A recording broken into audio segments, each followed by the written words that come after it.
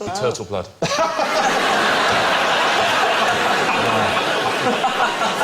Oh, I see. You fill it with hot water, and it's a gravy spoon that keeps the gravy nice and warm. Stop it. That can do it. Richard? Great idea. Are we going to have anything that you can eat testicles with? They may be coming up. There we go. Yeah, now what's that? With that. Are they holes in the end? Yeah, little perforations. You see, you've learnt from your little thing. There are perforations in the ladle itself, in the spoon part itself, the bowl. What about the other end? It's got a little hole in it. Ah. So what could you do? Well, You could hang I'm it... going to insert it into the backside of a turtle. Just there. Literally just there. And then I think, you tell me if I'm wrong, you squeeze, is that right? You squeeze down the shell, and out it comes there, then you've essentially got yourself a smoothie. Is it a turtle blood smoothie maker? It's so close. If I said the word mate to you, would that mean anything? Have you ever travelled to an area where you drink mate tea? Audience? Argentina and Peru and various other places. Of course. It's called mate. There we go. Got that sorted. So, basically, it does a marvellous job. It stirs the leaves and allows you to drink the tea all in one without needing a strainer. Oh, like Oh, so you It's a straw. You suck it up. Oh, that's so good. It's an Argentinian mate spoon. Now, what attachment would you expect to find on a Swiss student knife? A pot noodle opener. That's very good. How many attachments do you think? How many? 12. 12? 40. 1. Oh, you win. It's 2. Oh, very good. It's only 2. Just I'll 2 say blades one. on a student knife. There Yes, is he doesn't one. need a corkscrew, does he? He doesn't really need a corkscrew, no. If it was a British child, yes. Yeah. And you need a little special shot glass for a Jaeger bomb. The whole works, basically, if you're an average British child. Except for QI viewers, pocket knives were originally imported from Germany in the 1890s, but then a Swiss gentleman called Karl Elsener won the contract to make them locally, and every member of the Swiss army had to get one, and considering that was all men were members of the Swiss army, that was a very valuable contract indeed, as you can imagine. Did people actually get killed by them? Or were they just for cutting ropes and I wood think and- they were just for general use. I don't think they were for combat, for hand-to-hand combat. Yeah. Yeah, you won't with that, wouldn't you? Just Yeah. wait there a sec, let me get the right one. Corkscrew, for God's sake! Wait there! It wasn't red, the original, as you can see, it was black with a wooden handle. The screwdriver was so that soldiers could actually dismantle their guns. That's what that was for. Then there was the schoolboy knife and the farmer's knife. But his big break came in 1897 with the officer's knife. And that's really when we begin to go into Swiss Army territory. Now you can see there's your classic formation. And they make up to 65 million a year. That's huge. Wow. Well, you've seen some shops which just have a window full of nothing else, don't you? Yeah. Including a big one that slowly opens. I've got one of those. I bought one. Yeah. I bought one from a shop that was going out of business. One of those ones that just opens and closes. It's really good fun. You just plug it in. It's really, I have to sit and watch it for hours. You've not got a television? Yes, but I'm always on it. I don't have that channel.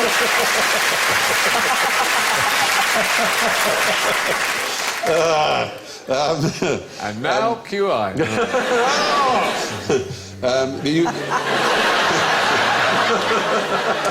So much better, believe me. Did you know that they produce a Swiss Army fragrance? You'll love the description. The classic is a fresh, aromatic fragrance for men that stands for refinement and vision. It has notes of yuzu, geranium and lavender. It radiates, you could be talking about me here, it radiates a disarming masculinity. But you'll be pleased to know, Victoria, there is one for the ladies. It's for straightforward, uncomplicated women who enjoy asserting their femininity alongside their athleticism. That's me. Absolutely. And what, do we know what notes that's got? Yes, I can tell you the notes. Paraguay tea, cedar and hay. Oh, all my favourites. That's what it is. Hay! I love is hay. hay. Common? Is it common? Yeah. Yes. Hay, grass, manure, compost. We love it all. Oh, dear. But, as always, the best in multi-bladed knives comes from Norfolk. The best in everything comes from Norfolk, as you know. The Norfolk knife. Not Norfolk Army. I've seen that knife. No, there is a Norfolk knife, which I think will take your breath away for its beauty and uncomplicated quality. That's going to solve most of your problems, including the problem of having fingers will be solved. That's amazing. It is preposterous, isn't it? But it is. That's the Norfolk knife. Well, there you are. So I hope I'm radiating disarming masculinity as we move on to the next question. What's the quickest way to cool down my kitchen? I'm going to, just because I'd love to get a klaxon sound, is it opening the fridge?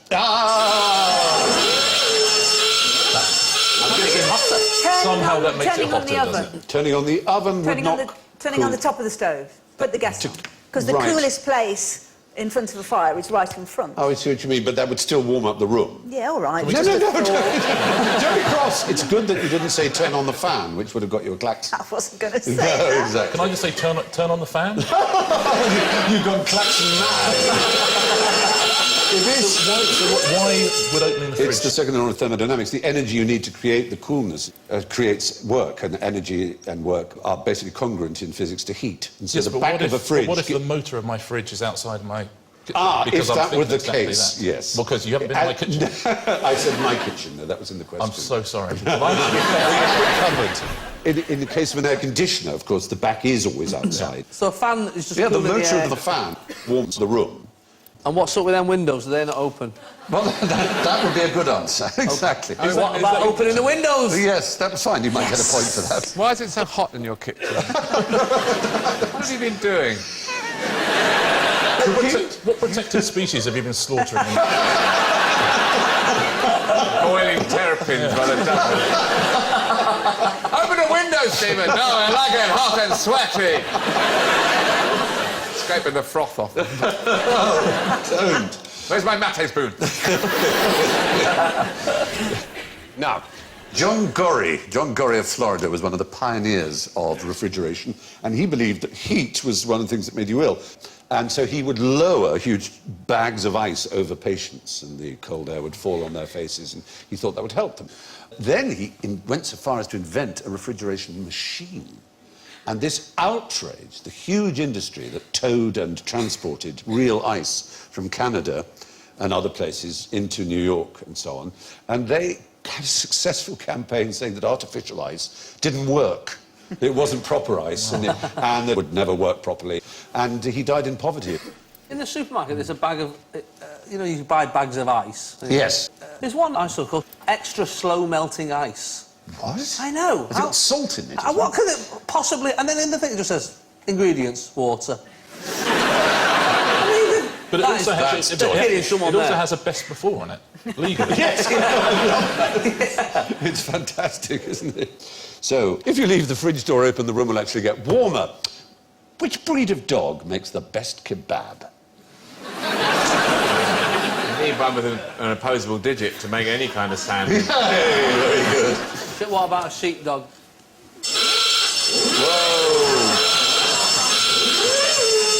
I was going to say sausage dog, so I'm glad I went with that. Oh dear, oh dear. What about a kebab dog? There isn't such a dog, fortunately. There's a shop near me, there's a takeaway near me called Kebabish. And I like it because it sort of sounds like the guy who owns it, even he doesn't know what's in the meat. What was it? I don't know, just Kebabish. It's funny you should say that, because doner kebabs, I mean, have come under scrutiny lately. The average doner has 1,000 calories, half a woman's recommended daily allowance. Wow. Even a woman called Donna. Even a woman called Donna, in fact. The worst have almost 2,000 calories. An average has 98% of the recommended daily allowance of salt and 148% of the recommended daily allowance of saturated fat. I know reading those out was supposed to put us off, but I could kill for one now. It did sound a little... All the stuff about saturated fat sounded Ooh, delicious. yeah. It is, isn't it? That just sounds like a bargain. If you're getting 98% of your salt, it means you don't have to... you don't have to get it anywhere else, do you? What a doner kebab? I mean, because it's Turkish for a spit, generally, going round thing, a rotisserie. Because the standard kebab is like on a skewer, isn't it? A shish. A shish. And I never knew you could pull them off the skewer before you ate them. When I was a boy, I was going to go like that, and then I go... And then I saw someone just pulling them all off. Ow! That's how the Queen eats them. Yeah, I'm sure she does. So, do you have dogs?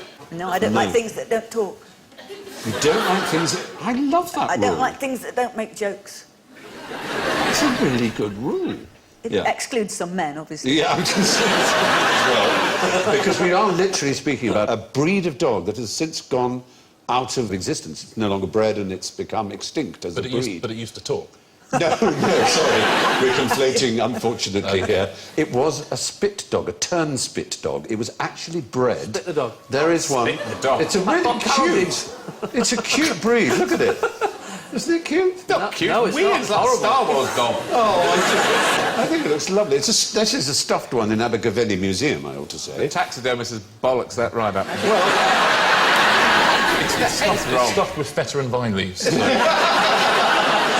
Their job was to walk round keeping the roast meat on a spit evenly cooked. They were actually bred for that job. They were inside a wheel, and they turned the wheel, like a hamster in a Ferris wheel. And it worked beautifully well. And on their day off, they would get taken to church and used as foot warmers. That was the life. Sounds like they went into extinction through choice. I've had enough of this. Come on, dads. And Queen Victoria kept retired ones as pets. She actually liked them rather a lot. It's a nice thought, isn't it? It looks sad. Well, yeah. It's dead. Because it's dead. Yes. There were, in 1765, estimated to be 3,000 turnspit dogs in Bath alone. Not everyone liked them. William Coatsworth of Gateshead wrote that he had got rid of his turnspit to keep the dog from the fire, the wheel out of the way, and the dog prevented from shitting upon everything it could. That's the problem. You don't want poo. That's Northerners for you, though. Who wants the bath alone, anyway? Yeah, nobody wants to do that. Who wants to bath alone? Oh, what a lovely saying. When did you last bath alone? I don't bath. Ah. Please tell me you shower. I shower. Good. I can tell you. I know you. You smell disarming masculinity and hay. Well, that's your answer. Turnspit dogs. They got hot during the working week and on Sunday were used as foot warmers. Now, when Koreans went into space, what did they take to chow down on? You've got a bowl, Victoria, and I've got a you bowl. can eat some. Oh, blimey. It is quite a strong really smell. can. It really is. They took that into Volvo. space? Yeah, Was that to get rid of it? it is a bit smelly. It's actually Let's delicious. hope there's pudding. Korean astronaut food. Well, they developed a special breed of it for astronauts. I think it's got cabbage in it. It's mostly cabbage. It's almost like a kind of sauerkraut. Sorry, I dropped my chopstick. You can't drop anything in space. You merely release. The point about this food is it is generally reckoned that this food is more celebrated and loved by the Koreans than any food in any other culture is loved by any other culture. It is absolutely their identity. They've not had a pie in the north. No, well, believe me, they talk about this food far more. Even the Northerners talk about pies. In Wigan, you know, on the back of Baker's vans, they've got a sign that says, "No pies are left in this van overnight."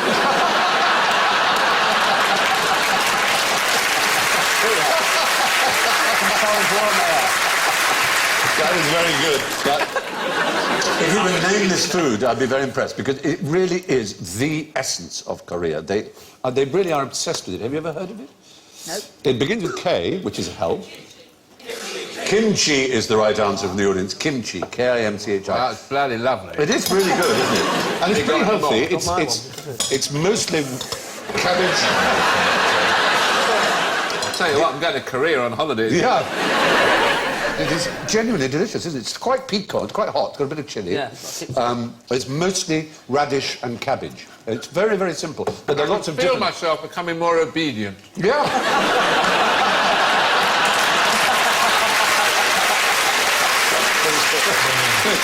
Finally! At last! You know what, though? Tell me. You know when you want a second one? Yep. You don't really. It's just too... Yeah. They eat 2 million tons of this a year. Each? In South Korea. I think that would be... Even that is too much. Some make their own and bury it in a sealed jar over winter. Others have special kimchi refrigerators. When you open the door of them, they It is quite hot.